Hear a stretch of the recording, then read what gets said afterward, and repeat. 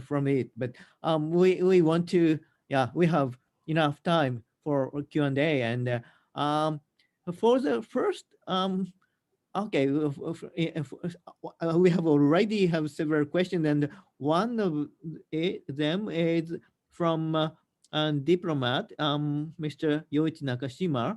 Um, his question is for the previous two presentations, and to the first speaker, Umberto. The question is the recent agreement on Libya transition power, yeah, Libya, yeah, comprehends the southern power besides GNA and RNA. What is the ideological and political face of the southern power? Yeah, interesting. We all of a sudden there's some realignment of internal politics in Libya. So I also want to ask about it. And the second question is for again it's Libya. It's about mentioned frozen scenario.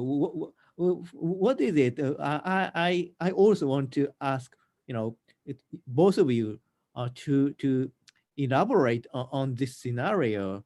So, Dr. Umberto, how about the southern power, and in this new agreement? What's the road and how they were incorporated into the situation? What will happen after this new agreement? Yeah, thank you for the question. First of all, let me congratulate with the other speakers for their excellent presentations. I really follow them with interest. As the question, I think it refers to the southern region of Libya. What we've seen with the composition of the new government is trying to maintain a geographical balance between the three main regions in Libya. Historically, Libya has three main regions. That is Tripolitania in the west, Cyrenaica in the east, and Fezzan in the south. With the new government, there are delegates from the three regions, and for the southern region, they appointed Musa Al-Koni, which is from the Fezzan, and was previously in the Presidency Council of the Government of National Accord. He was a member of the Presidency Council until, I believe, 2017, when he resigned because of tensions with the head of the Presidency Council and the Prime Minister, Fayez al-Sarraj. So despite the fact that this new executive has been presented as new, there are old faces, and this raises questions about what the UN envoy called the status quo party. With regard to the southern region, it is a really important region in Libya because of the presence of major oil fields. Including the Sharara and El Fil oil field. However, the composition is mixed because alongside the Arab people, there are several tribes and minority groups, including the Tebu and the Tuareg. And in the past, there have been clashes between these groups. The main thing I believe it's important to highlight is the fact that the new government and possibly the new future institutions in Libya are going towards a decentralization of power. meaning the government previously was centralized, but right now they are giving representatives to the different regions. Libya, we have to consider the fact that it was under a federalist system after independence. Under the monarchy of King Idris, there was a federalist system. And there are also talks about a better redistribution of the oil revenues. So oil is a very important factor in Libya and is one of the major drivers of the conflict.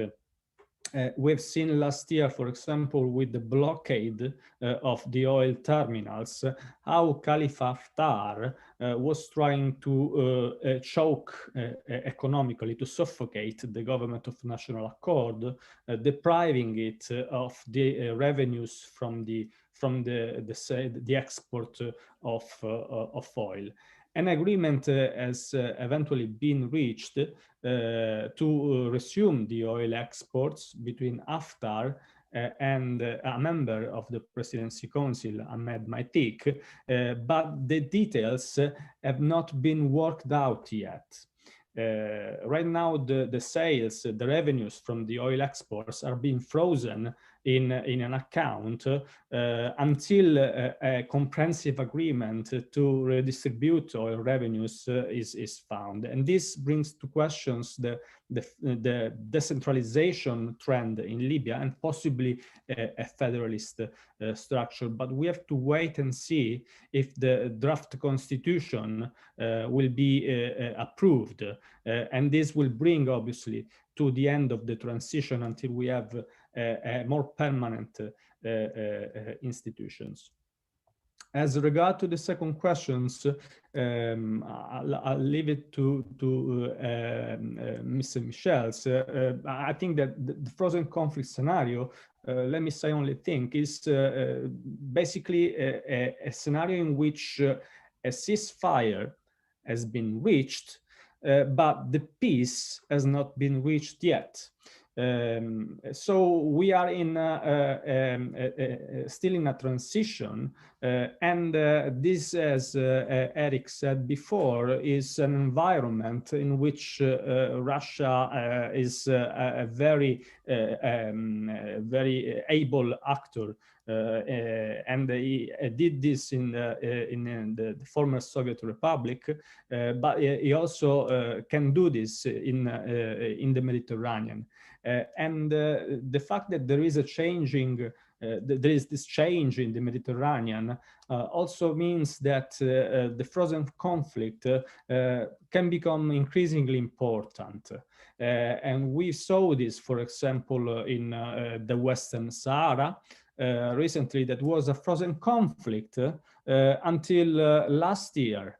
But right now, the confrontation between the two regional fronts have reignited the tensions also in the Western Sahara between the Moroccan military and the Polisario independentist movement. So a frozen conflict scenario in Libya means that even though we have a new executive authority, even though we have a ceasefire agreement, we still have a low intensity conflict in the country, and we have to keep in mind that the presence of foreign forces like the Wagner Group and mercenaries like Syrian militiamen that were brought in by Turkey on one side, but also by Russia on the other, and the presence of non-state armed groups that have been recruited. We can mention Sudanese armed groups from the Darfur. We can also mention other militiamen that have been recruited by the different parts of the country and are still present in Libya. Means that even if there is a peace process ongoing, the rival powers are not willing to withdraw from Libya. Eric, what your answer to the question on the frozen conflict? What's the implication? I think that the professor Umberto already this a long time this about a frozen scenario, and he's right. It's a frozen scenario. It's about a blocking situation when you have no more advance from one side to another side. You have no victory and you have no defeats at the same time, and the tensions remain between the different parties. So there is no huge fighting. You can have some very low intensity fights, like you Umberto told us, but there is no settle of the dispute. It's remaining, and it's not possible to find a solution. And this situation, it's only possible when both parties are thinking that they are still able to make a win sooner or later. So it's why this is very important, because it's the way Russia is using this kind of scenario, because he's putting some effort, not so many, but some effort, and is assisting one party to make some balance between the different powers. So both sides are still thinking they can make some advance. They don't have to concede anything. So it's why this is very difficult. What is also very important with a frozen scenario is it makes it that the countries are not unified and remains unstable. And of course, for Russia, instability, it's a powerful tool to make to annoy EU, NATO, or anyone else. And during that moment, because Russia is providing some efforts, very low intensity, but some efforts, like I mentioned for this, Libya, with just putting some fighters, MiG-29, but it's not using it. By doing this, it's making it's a position, a good position to negotiate, for example, some naval bases and air bases and so on. Don't forget that we have a good example in the post-Soviet republics, like Georgia or Moldavia, where it's also this frozen conflict. And for Russia, it's an interesting tool, because when it's still a frozen conflict, you prevent any of the parties to join NATO or to join EU and so on. So it's a way to compete the expansion of EU or NATO. So it's a tool from Russia. But yes, I think that for Libya, for Syria, we will see also this kind of conflict. Having for example, Russia giving some balance to the other side and so on. And it's the worst scenario. Thank you. Thank you very much. On Dr. Said, do you have any your other opinion on this Libyan situation? And also, we have a question from Mr. Taisuke Abiru, a research fellow of the Sasakawa Peace Foundation, and he is asking you, would you expect reduced influence of U.S. in this region? We have witnessed for recent years against the background of great power competition between US, China, Russia, long-term trend or a temporary one? This is a question to you. So first, if you have any opinion or your analysis on Libyan situation, what kind of scenario do you foresee? And another question is about the U.S. role, U.S. presence in the near future. Do you expect any change? You are present in your presentation. You have expected dynamic change on the part of Turkey. I also want to know what the decisive motive behind it. How do you expect Turkey will redress their position compared with the recent, very, aggressive effort in the past 2, 3, 4 years? But there are many questions to you. But would you answer these questions? Oh, microphone! Please put on the microphone. Okay, Thank you. I want you to avoid my noise. Okay, so thank you so much for the two questions. Let me start with the first one. Yes, I don't know. I'm sorry. No, I don't think that USA will diminish, especially in the East Mediterranean. The reason is it's it's not because East Mediterranean is one of the first priority to USA, but because China and Russia the first priority to USA. Here is the point. The point is, as I told you, if a very humble analyst like me expected this type of intervention of Russia and China, and if my expectations possible or reasonable, 10 or 20%, what do you think about USA think tanks and decision makers will think from the same angle? I think everybody believes that Biden is coming with a huge strategy. When you see his members, his administration, most of them think tankers. And that's why I think he's trying not to think alone like his President Trump. So, or at least depending on one or two advisors. That's why when I have this big number of the think tankers, and when I mentioned Russia again with, how can hostile speech more than Trump's way, and when I talk about China, I think even during his preparation, USA is coming with a big grand strategy, and I mentioned that before. He's thinking right now. He's preparing, and that's why I don't think that he will diminish. But what can I say? There is a different way of approach of USA, of even what we used to from Obama's way, or even before him. Why? Number one, Iran is different from 6 years ago or 5 years and a half. Number two, China is different if I compare with 10 years ago. Too much different. Russia even is more involving in many regions. I give you example. When I was giving a lecture in Honduras about rivalries in Latin America, I found big work by China and Iran in Latin America in the backyard of the United States.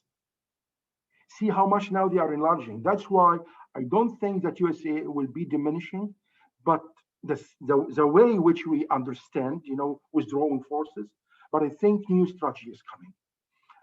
Concerning Turkey, as I told you, Turkey really is a very good player, very, very good player. It knows very well, not who is my enemy and my friend now, but it knows it has a list of interests. The countries, they are a list of interests, and Egypt, one of them. And as I mentioned before, many reasons that Turkey needs Egypt. And that's why I'm expecting to have better relation more. If my analysis was correct or almost reasonable, when I mentioned this, the circles, the colorful circles, that Egypt and UAE are the most important countries who are the true key countries. So I think Turkey will try to do something with both countries. They are influential to each other very much. They affect each other very much because two ways to play with Turkey, with Egypt and Emirates. Two ways. One of them is to deal with them together. Other one is to make barrier between them, to make conspiracy between them. The second one, I think, not very successful right now. I don't think so. It has been tried many times, but not very successful, at least right now. So I think Turkey will try to deal with both of them together somehow. As I told you, what Turkey needs a portion of the gas. Why? It's an industrial country. It is industrial. It's like Japan, for example, and Korea. It produces a lot. It needs energy. So I want not to buy, but I would like to be participant, having a big portion like others, right? This never come with fighting in this time, especially in this region. Remember what I told you, for example, about Suez Canal. Same way of thinking of Putin when he was thinking about Dardanelles and Bosphorus Straits. They will be close in front of him. And he hopes that they will be close in front of Europe, NATO, and USA, right? Not him. So here is the point. Turkey will try more and more. What is the main problem with Turkey? Ideology of Erdogan. It's not a Turkey. It's the ideology of Erdogan. I don't say it's good or bad. I don't care about that. But it's his ideology, supporting the Muslim Brotherhood, which is one of main, how can I say, important points and really strains to Egypt and Emirates and some other countries in the region.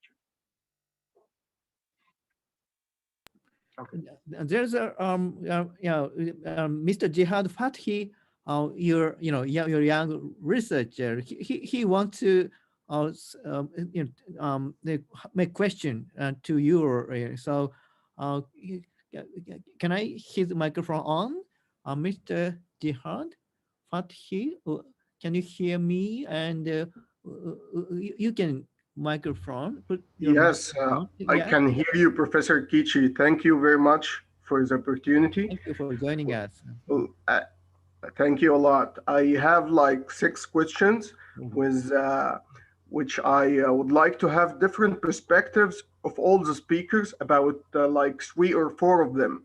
So I thought that I should do it myself and not sending them in writing, so I can clarify my point. Yeah. So we can get the max benefit of it. Okay, I will start with Professor Profazio about Libya. My question will be, what is the prerequisite for a stable peace? Or in other words, how can Libya avoid this frozen conflict situations that you were speaking about? And I deeply hope for the new executive authority in Libya to can solve these issues and maintain peace.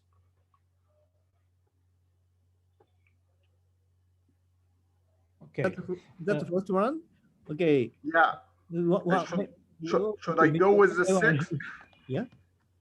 Okay. Would you quickly And, summarize your questions and? Okay. For Colonel Mitchell's, I want to have a more clear vision because when he spoke about EU missions outside of Europe, he was speaking about that is mostly a civilian missions and not military missions. However, we see French military intervention in Mali and like Spanish mission in Afghanistan. So is this like EU countries that go with their own missions, their own security missions, or that goes with the EU security standards? This is my second question. And I have a question for all the speakers about a futuristic question. It's about the unstable coastal countries in the Eastern Mediterranean, like Libya and Syria. So I would like for Professor Profazio to how these unstable countries like Libya will affect the situation in the Eastern Mediterranean, and General Ghunaim, if he can give us an insight about Syria. And Colonel Mitchells, I'd like to know the EU perspective about such like failed states countries or fragile countries. I got my next question. It will be about the mega projects, the East Med pipeline, and the gas liquidations project that should happen in Egypt.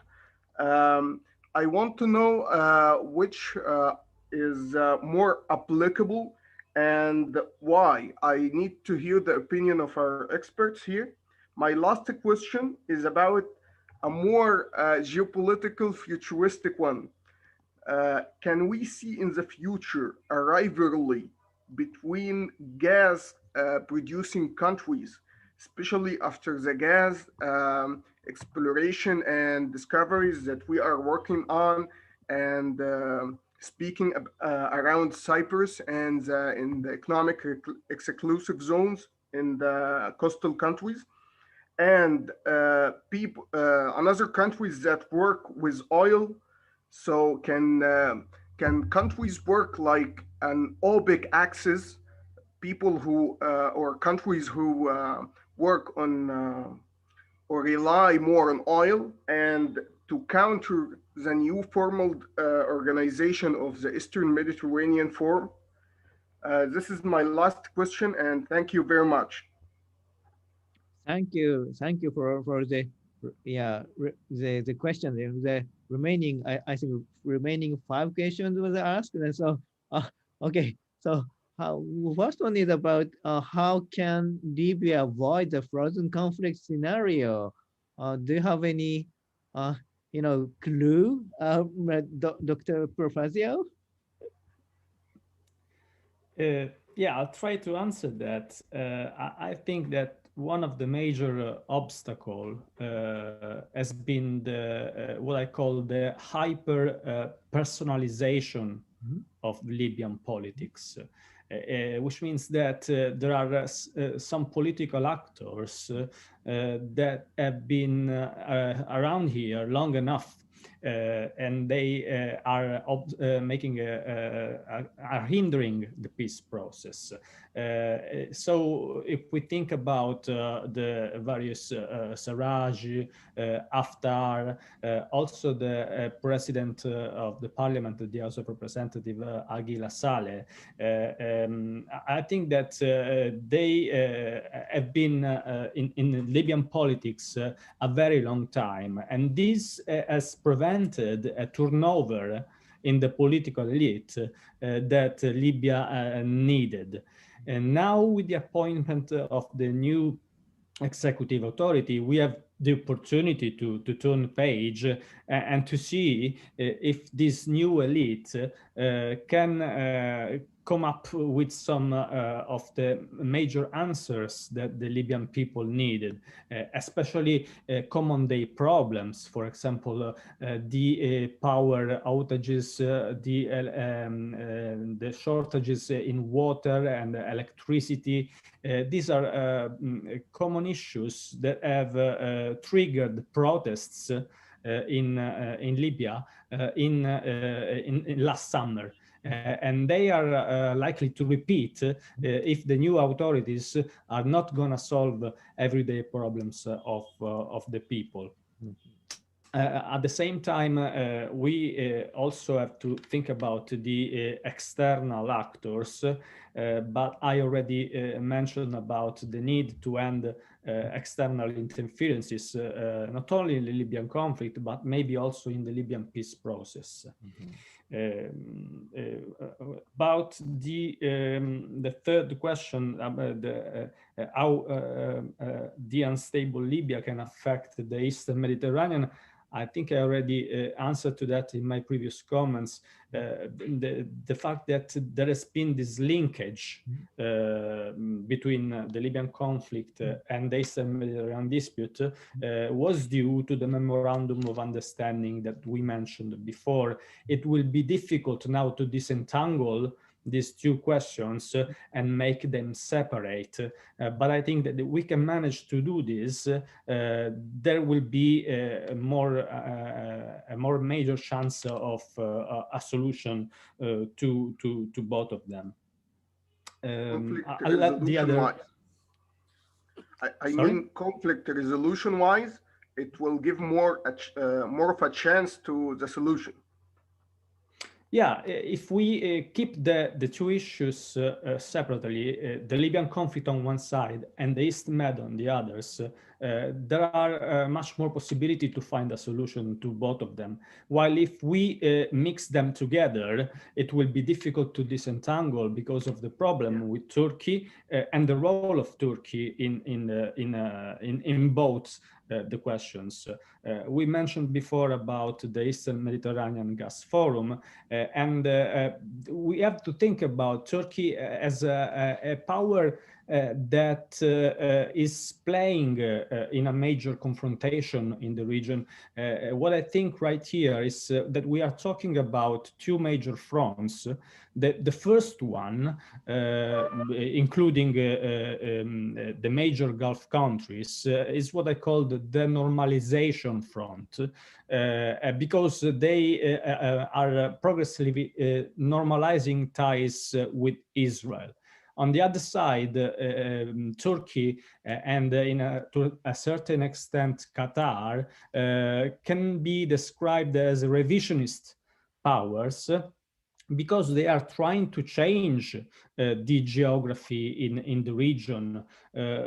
We must think about not only the Turkish intervention in Libya, but also, as Eric said before, Turkey's claims in the Eastern Mediterranean Sea that stemmed from what has been called the Blue Doctrine, the Blue Homeland Doctrine that the Turkish military officers elaborated in the last year, trying to break the isolation of Turkey and trying to change the geography around the island. However, this intervention backfired because, as we saw before in the previous slide, I believe, Turkey is now isolated while there is a regional front against it. At the same time, it will be difficult right now to ask Turkey to leave Libya. And this is a major problem for the resolution of the conflict, because according to the ceasefire agreement, all foreign forces must leave Libya. They had to leave before the 23rd of January. And also all the military agreements between foreign forces and the Libyan authorities must be suspended, must be frozen, while at the same time Turkey is continuing its military training of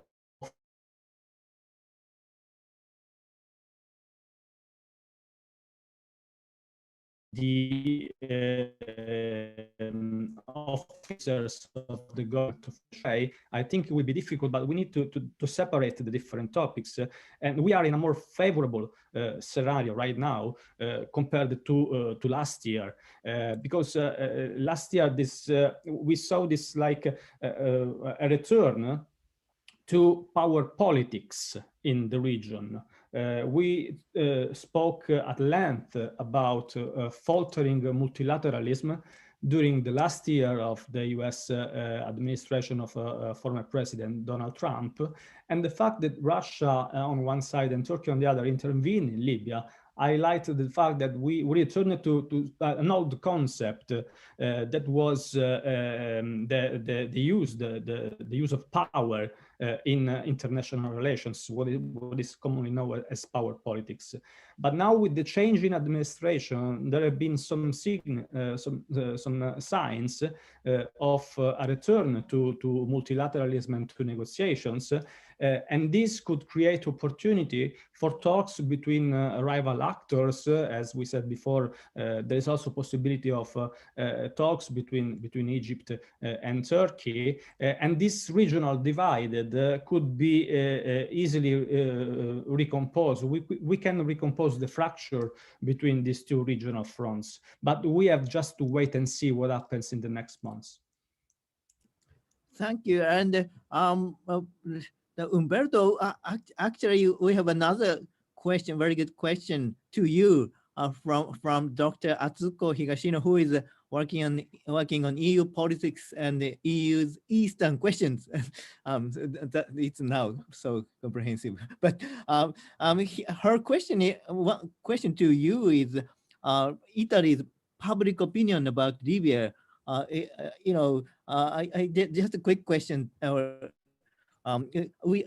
also want to know what the Italian, atmosphere on this issue. Is there still appetite for, engagement or intervention in Libyan affairs among Libyan, public? Yeah, absolutely. Libya is listed among the top foreign policy priorities by different polls. And we have to take into account what are the interests of Italy in Libya. I think that they are mainly three, and it's energy, migration, and security, terrorism in particular.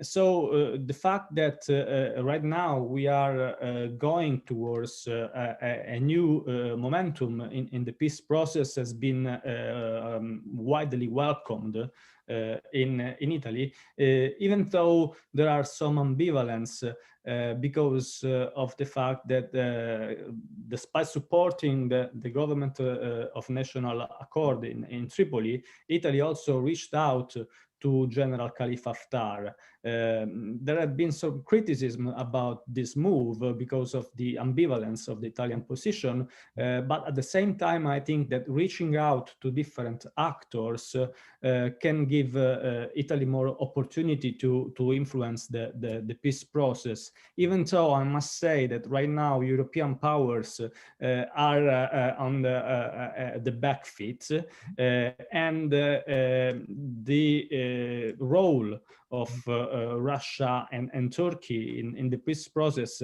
to me, it seems more prominent compared to, for example, Italy or France or other European powers. But I might be wrong. Thank you very much. And Eric, what the answer to the question to you? And I want to add another question from Dr.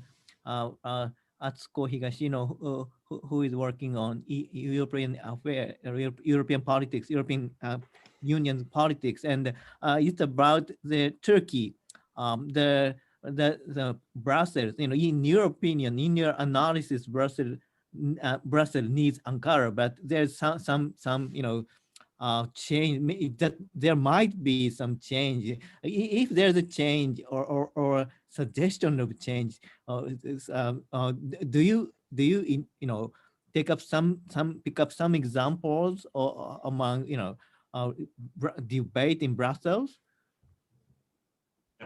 Thank you. So I will go to the three questions. The first one was about the EU missions with the civilian and so on, and of course the presence of European country to somewhere else, like this in Mali, in Afghanistan, and so on. Like I said, the European mission, it means with a lead from Europe, are very few, because it's only when you have a consensus to launch an operation. So for the common interest of the EU, and also one important aspect is that the EU doesn't want to compete with NATO, because most of the EU members are also part of the NATO. So when it's about military, sometimes they prefer to go to the NATO. If I take, for example, the presence of European country in Afghanistan, it was done firstly under the coalition launched by US in 2001, because US requested to support after the attack on 9/11. And okay, we started also a NATO operation in resolute support, ISAF, and after a resolute support mission. So you see a lot of European countries, but not acting as under European umbrella. In Mali, for example, you have different missions at the same moment. You have in Mali you have the European Union training mission on very low intensity. It means we are not fighting, we are just providing instruction, assistance to the Malian forces. And you have this, also the MINUSMA, so the United Nations mission in Mali, providing more this some trying to make it some keeping peace operation. And of course, with MINUSMA, you will find also Belgium guys, or you will find the same countries sometimes being on with two different acts. It means you have Belgium being EUTM and having this also MINUSMA. And after that, you have the French initiative with Barkhane operation, but it's because France wants to stabilize the whole Sahel, so the 5 countries composing the Sahel. And they started the operation, and they are trying to get more and more people involved in this situation. But it's not under European flag. It's just a coalition of the willing. We have also a particular example here in the Strait of Hormuz, because we have what we call EMASO. It's European Mission for the Awareness of the Strait of Hormuz. It's with 8 European countries participating to it. And in the name of the operation, you have European Mission, but it's leading to confusion because it's not under the umbrella of Europe. It was initiated by France, and after we got to some few other countries joining this as the operation. So it's sometimes very difficult, because when we see a European country involved in an operation, a lot of people assume that it's with the umbrella of Europe, or it was granted by Europe, even if it is the authorization of Brussels, of the Europe. It's not true. So like I mentioned initially, you have each member state has its own sovereignty to do alone, to do in coalition of the willing, to do with Europe, to do with United Nations, to do with NATO, and so on. So it's very complicated, and sometimes when we see the flags on a country of an operation, we have to be sure not mixing the different interests. So I think that I answered the first question. Second one, it's about European policy towards the failed states, towards the rogue nations, like so we can say Syria and Libya or other one. Like I mentioned, EU is just aware or wants just to monitor and to intervene in the close vicinity of its external border, because, like I mentioned, the difficulty is to have a consensus to start an operation and to have an integrated operation launched away. For example, we have a beautiful tool within the EU. It's what we call the EU battle group. It's a duty role. Every 6 months, a set of countries are putting the forces together to constitute a battle group ready to be deployed to intervene everywhere in the world within this 6,000 kilometers. Normally, it's the limit of the intervention, 6,000 kilometers, and it's a beautiful, powerful for high intensity, medium high intensity intervention. But up to now, we never used this kind of tool because there is, at the moment, we prepared. At the moment we want to intervene, there is no consensus to intervene because it's a more high intensity. So, like I said, about to do a failed state and and rogue nations and so on, EU will just look if it's posing a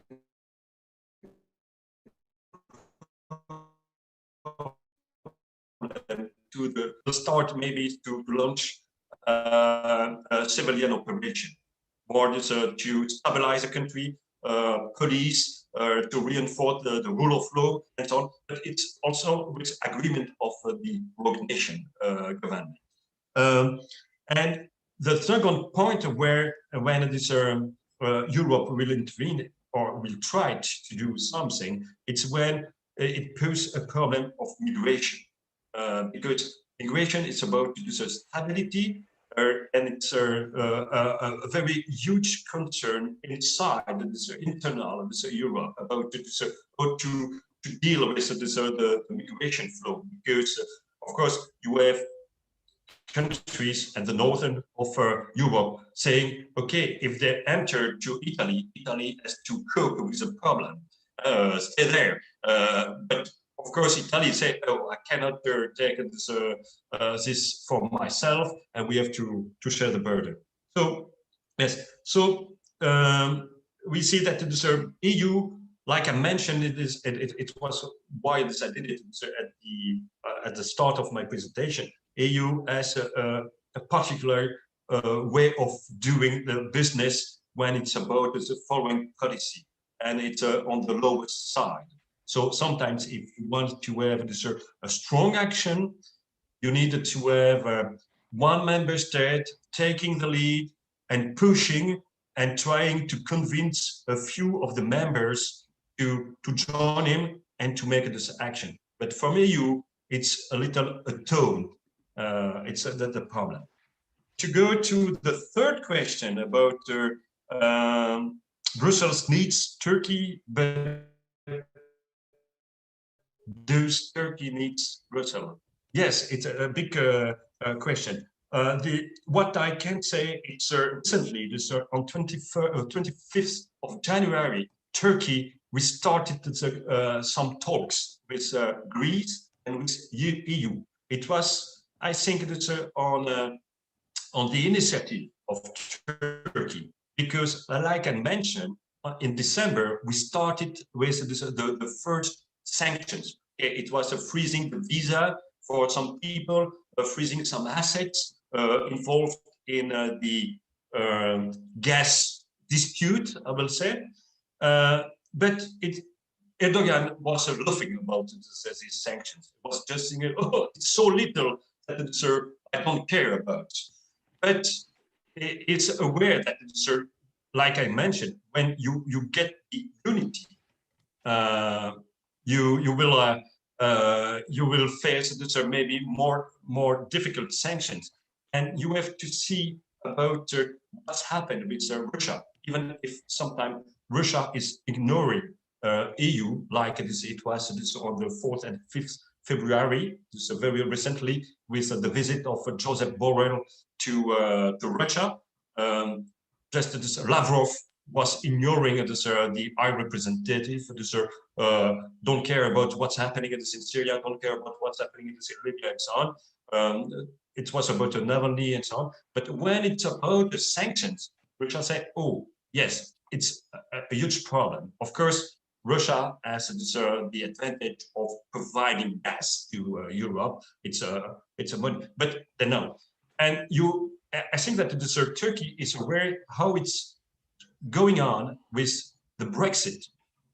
The Brexit, you know, the way we are discussing the future relationship between Europe and UK.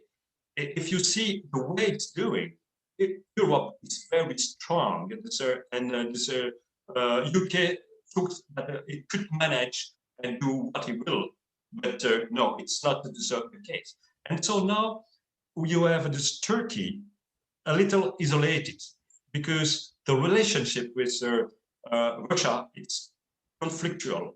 You know, it cannot do everything with Russia. With the Middle East, the relationship with Saudi Arabia, with UAE, with the main economic power, it's very difficult.